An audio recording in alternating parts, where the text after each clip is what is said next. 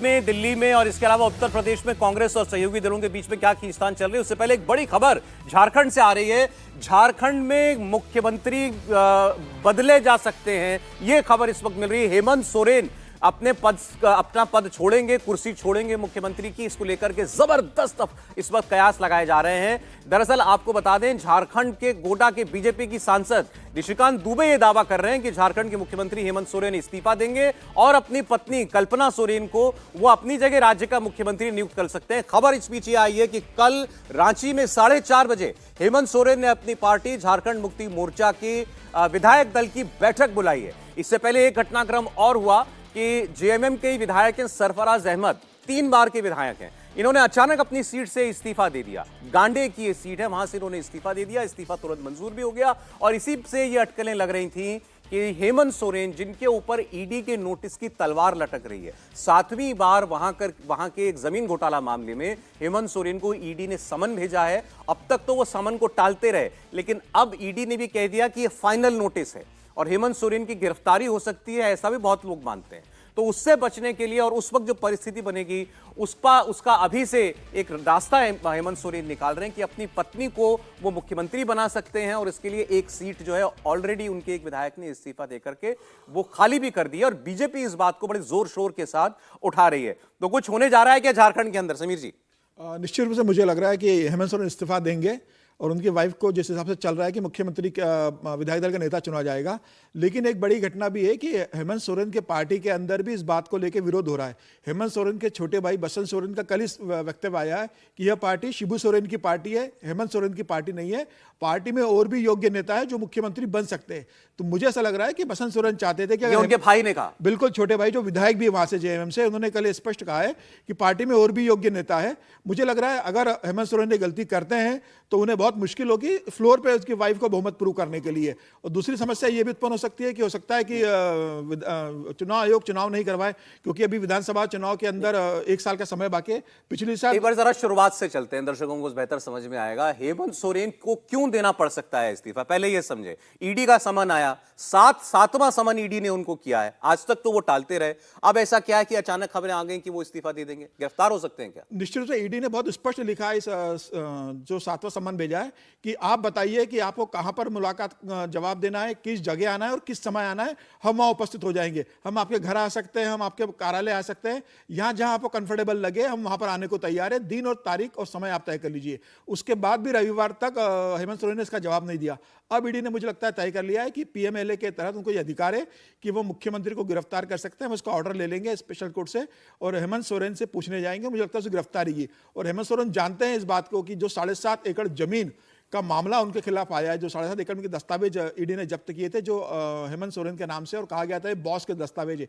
जब बॉस कौन है ये पूछा गया राजस्व अधिकारी से जो अरेस्ट हुए, तो उन्होंने कहा कि ये बॉस हेमंत सोरेन है, जमीन उनकी है। तो उसी जमीन का उन्हें जवाब देना, जिससे बचने के लिए वो लगातार ईडी को अवॉइड कर रहे हैं। और मुझे लग रहा है इस 7.5 एकड़ का जो मामला है इसमें हेमंत सोरेन ये बनाना चाहते हैं पत्नी को मुख्यमंत्री, जो खबरें हैं। अब ये और इनके भाई तैयार नहीं है कि मेरी भाभी मुख्यमंत्री, भाई भी तैयार नहीं है और भाभी भी तैयार नहीं, इनकी भाभी भी विधायक है वहां से। हेमंत सोरेन के जो बड़े भाई जिनका निधन हो गया, उनकी पत्नी भी विधायक है वहां से जेएमएम से। वो भी इस बात के लिए तैयार नहीं है कि हेमंत सोरेन ने पूरी पार्टी को हाईजैक कर लिया है, जबकि ये पार्टी शिबू सोरेन की है और उसमें हमारी हिस्सेदारी उतनी है जितनी हेमंत सोरेन की है।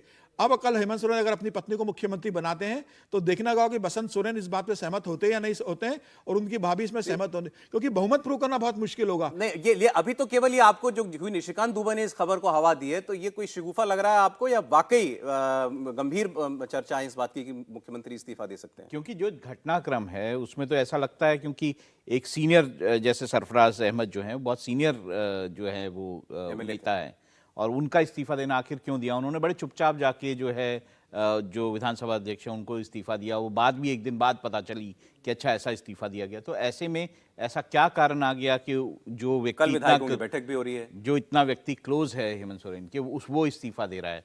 तो कोई ना कोई कारण है। और बैठक आप जैसे कह रहे हैं विधायकों की बैठक है, तो कारण तो यही होगा कि वहां पे हेमंत सोरेन को लग रहा है कि ईडी जो है उनको गिरफ्तार करेगी और ऐसे में वो ये चाहते हैं कि सत्ता जो है उन्हीं के परिवार में कहीं रहे। तो लालू यादव राबड़ी देवी वाला प्रकरण दोहराया जाएगा, मुझे लगता है, क्योंकि वहां पे देखिए वहां पे कांग्रेस और आरजेडी के साथ सरकार है। तो ऐसे में मुझे लगता है कि हेमंत सोरेन ने या तो बात कर दी, अगर नहीं बात की है तो जैसा कि हम मेरे सहयोगी कह रहे हैं कि वहां पे दिक्कत होने वाली है हेमंत सोरेन को, अगर उन्होंने कांग्रेस और आरजेडी से पहले से बात करके नहीं रखी होगी कि ऐसा वो करने जा रहे हैं, तो वहां पर फ्लोर में जब टेस्ट होगा, अगर वो अपनी पत्नी को बनाते हैं तो वहां मुश्किलें होंगी। अगले साल विधानसभा का 2024 में विधानसभा का चुनाव भी होना है दिसंबर झारखंड में। के अंदर, दिसंबर में। प्रॉब्लम क्या हुआ था पिछले साल 2019 में 30 दिसंबर को मुख्यमंत्री पद की शपथ ली थी। 30 दिसंबर 2019 को हेमंत सोरेन ने मुख्यमंत्री की शपथ ली थी। अब इस्तीफा जो हुआ है विधायक का वो 30 दिसंबर को हुआ है। 1 जनवरी को स्पीकर ने स्वीकार किया है। तो लॉ के हिसाब से 1 साल के अंदर का समय बचा होता है, तो निर्वाचन आयोग चुनाव नहीं करवाता है। वो कहता है कि भाई अब जब समय आएगा तब चुनाव करवाएंगे। लेकिन अब ये इसमें दूसरा टेक्निकल इशू ये भी आ रहा है कि विधानसभा 5वीं विधानसभा का गठन 5 जनवरी को हुआ था झारखंड की। तो विधि विशेषज्ञों का कहना है कि भाई गठन जब 5 जनवरी को हुआ था, 5 जनवरी 2019 को गठन हुआ था, तो ऐसे में 5 जनवरी के बाद अगर इस्तीफा होता तो चुनाव नहीं होता। मैं जरा सरल भाषा में समझा दूं आपको, समीर जी जो बात बता रहे हैं कि ये जो इस्तीफा कराया गया माना जा रहा है इसलिए कि हेमंत सोरेन अपनी पत्नी को यहां से चुनाव लड़ा देंगे, क्योंकि अगर वो किसी को भी मुख्यमंत्री बनाते हैं, कोई भी व्यक्ति अगर मुख्यमंत्री बनता है और वो इलेक्टेड नहीं है, तो उसको 6 महीने के अंदर चुन करके आना पड़ेगा विधानसभा में, तभी वो मुख्यमंत्री रह सकता है। टेक्निकलिटी जो है वो ये है कि अगर झारखंड में अगर 1 साल से कम की अवधि है अभी चुनाव होने में और कोई सीट खाली हो जाती है, तो वहां चुनाव आयोग इलेक्शन नहीं कराता। जब इलेक्शन ही नहीं होगा तो 6 महीने के अंदर अपनी मेजॉरिटी चुन करके कैसे आएंगी, जिस भी व्यक्ति को हेमंत सोरेन मुख्यमंत्री बनाते हैं, अगर अपनी पत्नी को बनाते हैं, तो इस सूरत में उनका मुख्यमंत्री पद पर रहना वो पॉसिबल नहीं होगा। तो ये भी एक टेक्निकल बात जो है वो झारखंड में लगातार चली। लेकिन सब तो चलिए तब होगा जब पहले हेमंत सोरेन का इस्तीफा हो, और वो नौबत तब आएगी अगर उनकी गिरफ्तारी होने जा रही है। नहीं, मुझे लगता है कि इसकी आशंका हम लोगों को तो खैर अनुमान लगाना है, वहां तो आशंका थोड़ा और नज़दीक पहुंच गई होगी। मतलब हेमंत सोरेन को पता लग गया, क्योंकि अचानक उनको अपने सेक्रेटरी से मिलना है, बातचीत करनी है, फिर इस्तीफा दिला देना है, जल्दी से इस्तीफा दिलाना है, फिर तुरंत स्वीकार करा लेना है, फिर उसके बाद वो बैठक बुला लेते हैं विधायक दल की। तो ये सब बहुत साफ दिखा रहा है कि झारखंड में कहीं न कहीं जो कुर्सी है वो हिल रही है।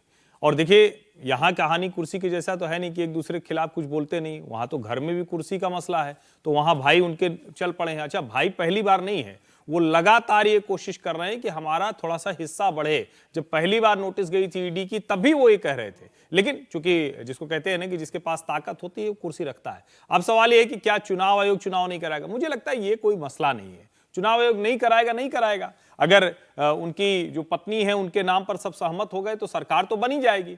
फिर जब होगा तो 6 महीने बाद देखा जाएगा, उसके कई तरीके निकलते हैं।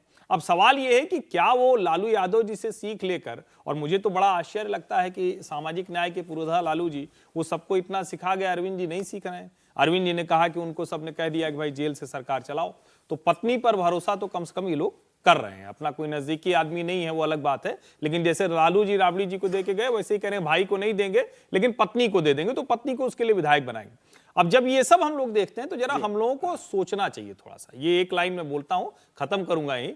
हम लोग वोट देते हैं, लोकतंत्र को ये नेता प्रहसन बना देते हैं, मजाक बना देते हैं। जो विधायक नहीं भी है, मेरी पत्नी है, मेरा भाई है, मेरा पुत्र है, उसको हम जो चाहे बना देंगे। आप बंधुआ है हमारे।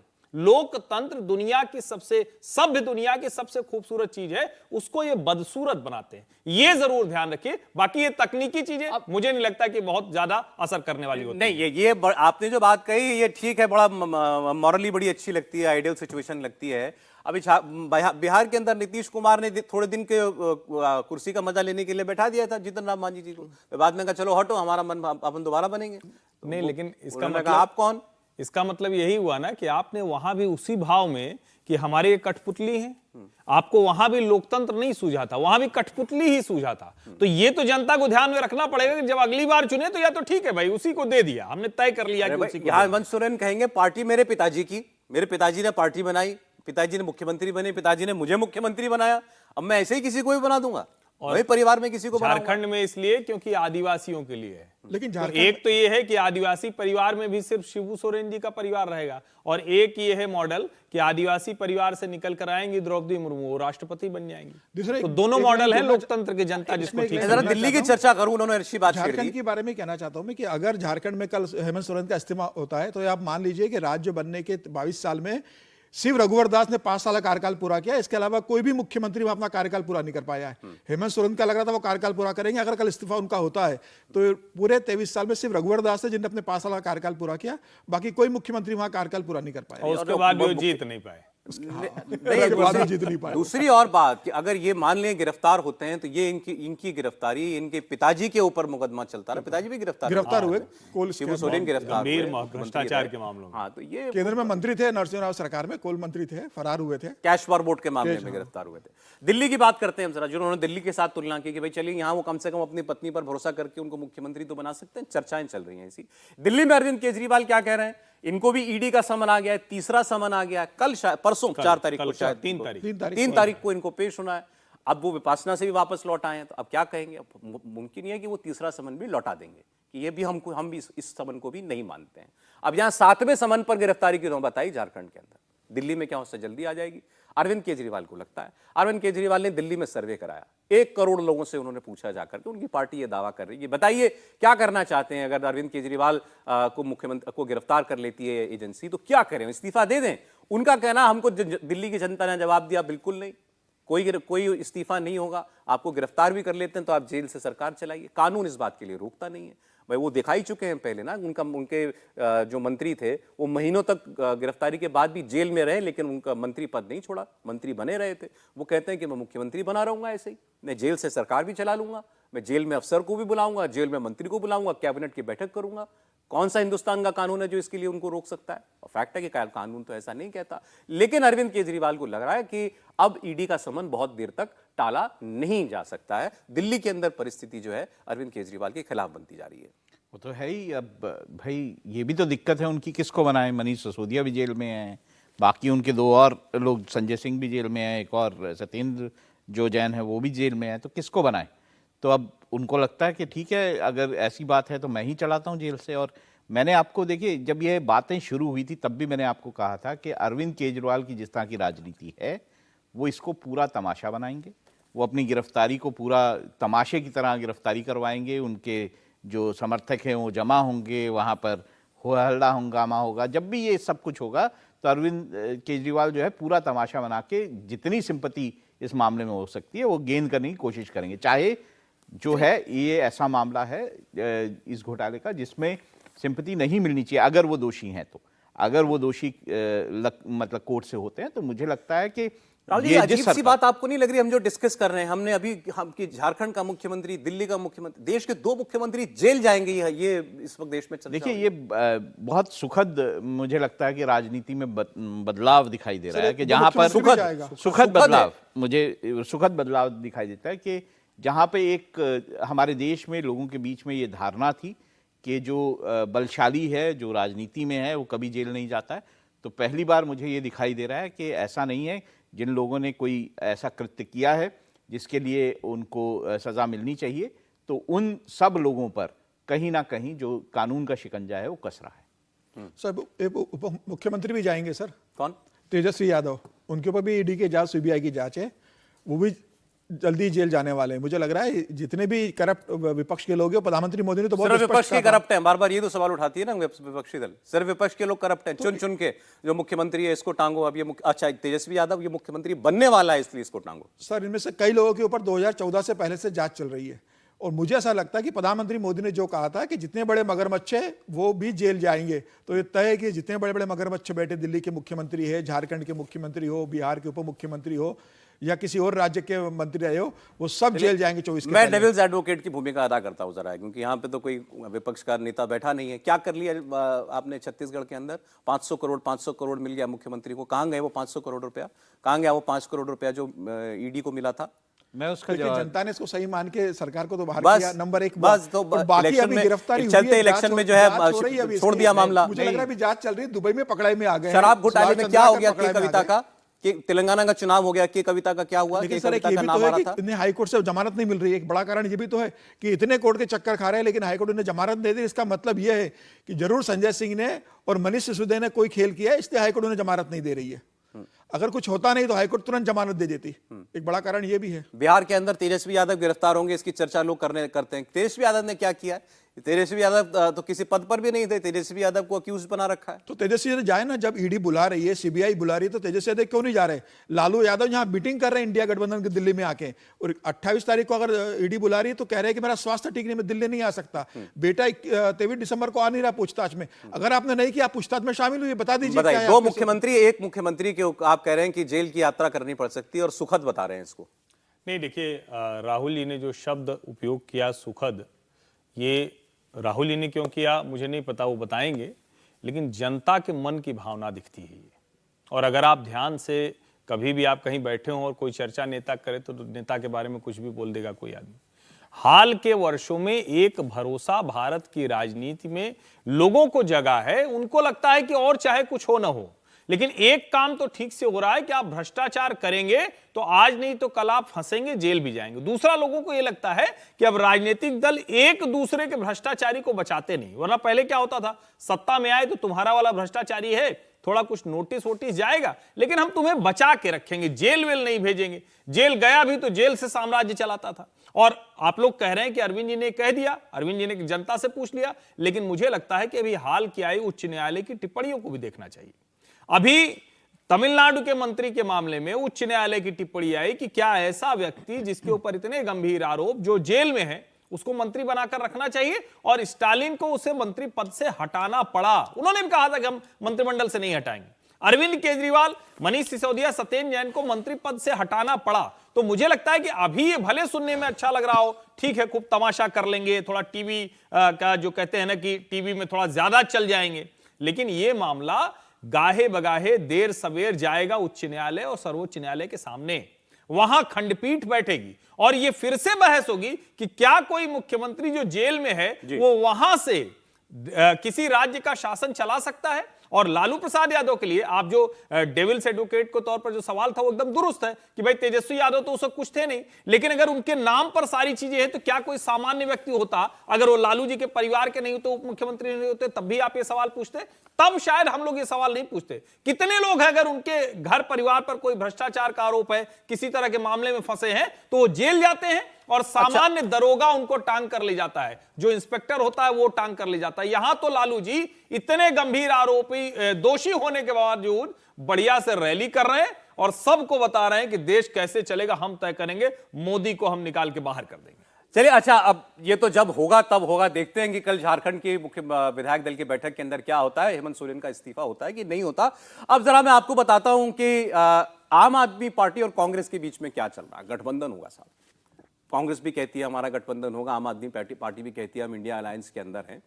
पंजाब के अंदर मुख्यमंत्री भगवंत मान ने भरी प्रेस कॉन्फ्रेंस में कांग्रेस पार्टी के बारे में सवाल पूछे जाने पर जवाब दिया कि दिल्ली और पंजाब के अंदर माएं अपने बच्चों को सबसे छोटा चुटकुला, अगर कहानी, सबसे छोटी कहानी अगर कोई सुना सकती है तो वो कहानी है एक थी कांग्रेस। ये पंजाब के मुख्यमंत्री कांग्रेस पार्टी के लिए कह रहे हैं। दिल्ली और पंजाब में गठबंधन के सवाल पर भगवंत मान की बात सुनिए आप, फिर आगे आपको बताएंगे इसका जवाब कांग्रेस ने क्या दिया। पंजाब ते दिल्ली च मां अपने बच्चे नूं दुनिया की सब तो छोटी कहानी सुना सकती है, एक थी कांग्रेस। पंजाब ते दिल्ली च मां अपने बच्चे नूं दुनिया की सब तो छोटी कहानी सुना सकती है, एक थी कांग्रेस। भगवंत मान कह रहे हैं एक थी कांग्रेस, होगा अब गठबंधन। खैर, इसके बाद कांग्रेस के प्रवक्ता पवन खेड़ा साहब ने अपनी पार्टी की तरफ से जिम्मेदारी संभाली जवाब देने की, और उन्होंने कहा एक था जोकर। भगवंत मान और मोदी के विचार आपस में बड़े मिलते हैं, पवन खेड़ा ये कह रहे हैं। और उसके बाद वो उन्होंने ट्विटर पर लिखा कि एक भोजपुरी फिल्म आई थी, आपको शायद याद होगा, उसका शीर्षक था एक था जोकर। तो वो भगवंत मान को जोकर बता रहे हैं। अब बताइए जरा, दिल्ली और पंजाब के अंदर बड़ी चर्चा होती है कि यहां गठबंधन होगा 20 सीटों का, इन 20 सीटों में होगा गठबंधन समीर जी? एक था कांग्रेस और एक था जोकर। मुझे लगता है बिल्कुल नहीं होगा, और ये बयान की सीरीज है पूरी। आज जो भगवंत मान ने दिया, इसके पहले अरविंद केजरीवाल ने पंजाब में बयान दिया था, दिल्ली के नेता बयान देते रहे, दिल्ली में कांग्रेस के नेता बयान देते रहे, अलका लांबा का बयान ध्यान रखना चाहिए। मुझे लग रहा है लगातार बयान चल रहा है, और आम आदमी पार्टी जानती है कि उसकी पूरी अब हैसियत और जो ताकत है वो दिल्ली और पंजाब में टिकी हुई है। ऐसी स्थिति में वो चाहेगी कि 20 सीटें वो चुनाव लड़े और ज़्यादा सीटें जीतकर लोकसभा में ताकत बढ़ाए। पूरे हिंदुस्तान में आम आदमी पार्टी के पास सिर्फ 2 राज्य बचे हुए जहां वो लड़ सकती है, वो दिल्ली है और पंजाब है। और कांग्रेस के पास भी आज की तारीख में पंजाब और दिल्ली के अलावा कोई बहुत बड़ा स्पेस नहीं बचा। पंजाब में कांग्रेस बहुत बड़ी ताकत है। ये बात अलग है कि अब अमरिंदर जी की जो पत्नी थी उन्हें कांग्रेस ने पार्टी से निकाल दिया है। अब ऐसी स्थिति में कांग्रेस अपनी सीटों पर दावा नहीं छोड़ेगी। कांग्रेस कह रही है मैंने 8 सीटें जीती थी 19 में, वो 8 तो किसी सूरत में हम नहीं छोड़ने वाले। पंजाब के कांग्रेस के नेता ने यह कहा कि आम आदमी पार्टी के साथ समझौता करना अपना सुसाइड नोट लिखने के बराबर होगा पंजाब के अंदर, कि आप कांग्रेस पार्टी खुदकुशी कर लेगी अगर आम आदमी पार्टी के साथ समझौता होता है। देखिए, जिस तरह का विधानसभा चुनाव जो हुए थे उसमें जिस तरह का रिजल्ट था कि 92 सीट्स जो हैं वो आम आदमी पार्टी ने जीती थी और बाकी सारे दलों को उन्होंने दरकिनार कर दिया था, तो उससे आम आदमी पार्टी का जो वहाँ पर कॉन्फिडेंस है वो बहुत ज़्यादा बढ़ा हुआ है। ऐसे में आम आदमी पार्टी जो है बाकी राज्यों में कोशिशें करके देख चुकी है, उनका कोई खास फ़ायदा उनको हुआ नहीं। तो ऐसे में दिल्ली और पंजाब ये सबसे ज़्यादा मुश्किल होगी, जहाँ पर जो विपक्षी जो खेमा है, जो गठबंधन बनने की कोशिश हो रही है, वहाँ पे सीट शेयरिंग इन दोनों राज्यों में बहुत ज़्यादा मैं तो साफ पूछ रहा हूँ, आपको लगता है कि ये मुमकिन है यहाँ देखिए कोई भी समझौता हो? देखिए, बिना समझौते के तो ये भी बात है कि लोकसभा में भी कितनी आम आदमी पार्टी टिक पाएगी, ये भी बात है। क्योंकि देखिए, अगर पंजाब की बात करें तो लोकसभा के चुनावों के हिसाब से कांग्रेस पहले ही दिखा चुकी है वो बहुत स्ट्रांग है। उसने 8 सीटें पिछली बार जीती थी और आप जो है मेरे ख्याल से 1 या 2 सीट एक सीट पे था, जालंधर सीट, तो 1 सीट पे आप था। तो ऐसे में लोकसभा में उसकी हैसियत वो है नहीं जो कि वो कोशिश कर रहे हैं दिखाना। अभी हम लोग बात कर रहे थे जो कि एक लाइन में जोड़ देता हूं। देखिए, दिल्ली के अंदर ये आम आदमी पार्टी भी जानती है और कांग्रेस भी जानती है कि भारतीय जनता पार्टी बहुत मजबूत है और दिल्ली की 7 सीटें जब भारतीय जनता पार्टी फिर जीतेगी। आम आदमी पार्टी को और कांग्रेस को जो पूरी उम्मीद है कि पंजाब में कांग्रेस मजबूत नहीं है, तो हम जितनी ज्यादा सीटें लेंगे वहां जीतने की संभावना लड़ाई पंजाब को लेकर के, इसलिए पंजाब को लेकर लड़ा रहेगी। दिल्ली में तो दोनों जानते हैं कि यहाँ Bharatiya Janata party friendly fight दिखाई देगी। फ्रेंडली फाइट के नाम पर दोनों आपस में लड़ लेंगे या हो पाएगा समझौता? नहीं, मजबूरी में समझौता तो करना पड़ेगा, या कहिए करना चाहिए अगर उनके लिहाज से देखें। क्योंकि अगर समझौता नहीं करेंगे, एक तो ये कि ये वाला लॉजिक जो राहुल जी कह रहे हैं ये अब ठीक नहीं है। कांग्रेस पार्टी मजबूत थी 2019 के चुनाव में, लेकिन अब वहां जिस तरह से आम आदमी पार्टी ने अपनी ताकत दिखाई है, जिस तरह से विधानसभा चुनाव में 92 सीटें बहुत होती हैं विधानसभा में, 119 की विधानसभा में 92 सीटें अपने आप में बहुत बड़ी होती हैं। तो मुझे लगता है कि पंजाब में जिस तरह से आम आदमी पार्टी ने अपना प्रभाव दिखाया है, और जैसे पवन खेड़ा जी कह रहे हैं कि भगवंत मान और नरेंद्र मोदी के विचार बहुत मिलते हैं। अब यहाँ दिल्ली के पावर कॉरिडोर में बड़ी चर्चा है कि भगवंत मान अमित शाह से बहुत मिलते हैं। अब वो क्यों मिलते हैं, क्या मिलते हैं, सिर्फ गृह मंत्री और राज्य के मुख्यमंत्री का मसला है या कुछ और भी है? तो मुझे लगता है कि ये जो समझौता है ये सिर्फ इतना भर नहीं है कि अरविंद केजरीवाल मान जाएंगे क्या, मल्लिकार्जुन खड़गे मान जाएंगे क्या, राहुल गांधी मान जाएंगे क्या, उससे थोड़ा आगे का मसला है। मजबूरी में हो सकता है गठजोड़ हो जाए, लेकिन इसी तरह की लड़ाई रहेगी तो कितना प्रभावी होगा ये बात करनी चाहिए। अच्छा, अब एक ब्रेक के लिए हमें रुकना होगा कहानी कुर्सी की। मैं ब्रेक के बाद आपके सामने 3 खबरें रखूंगा और तीनों अपने आप में बड़ी अहम खबरें हैं जिनका देश की राजनीति में 24 के चुनाव में बड़ा प्रभाव पड़ सकता है। कांग्रेस पार्टी ने कहा है कि हम सारे विपक्षी दल मिलकर के इलेक्शन कमीशन से बार बार समय मांग रहे हैं ईवीएम को लेकर के, वीवीपैट को लेकर के। आप कहेंगे तो फिर वही पुरानी कहानी नहीं है, इसमें एक नया एंगल वीवीपैट का जोड़ दिया गया। वो क्या है मैं आपको बताऊंगा। यूपी हमने भी डिस्कस नहीं किया। उत्तर प्रदेश में कांग्रेस पार्टी की विश लिस्ट आ गई है, वो सीटें आ गई हैं हमारे पास, कौन कौन सी सीट कांग्रेस पार्टी चाहती है और वहां पर कांग्रेस कुछ कर सकती है क्या, हम लोग सीट बाय सीट बात कर सकते हैं। असम में हेमंत बिस्वा शर्मा जो कर रहे हैं वो शायद इस देश में अभी तक कहीं नहीं हुआ है। उन्होंने जितने सरकारी मदरसे थे सब बंद कर दिए।